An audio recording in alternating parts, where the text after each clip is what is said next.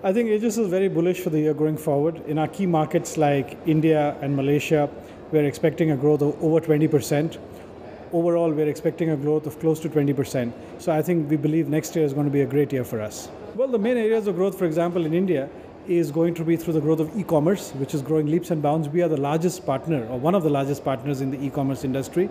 The second is the growing of data services for telecom, which is now becoming very large, and we are well poised. And third is the growth of banking, both in the private and public sector, as well as, I must add, some key government schemes like the Jan Dhan Yojana and the Aadhaar scheme. These are all centers of growth. My overall expectation of the Indian budget is that it provides much more incentives to the BPO industry because it is a huge employment generator. These could be in terms of reducing the input costs for BPO companies like power, which is very expensive. It could be in terms of additional grants for skill training. We are one of the largest upskill agencies, businesses, the BPO business in India. And I think these are the kind of expectations I would have from him.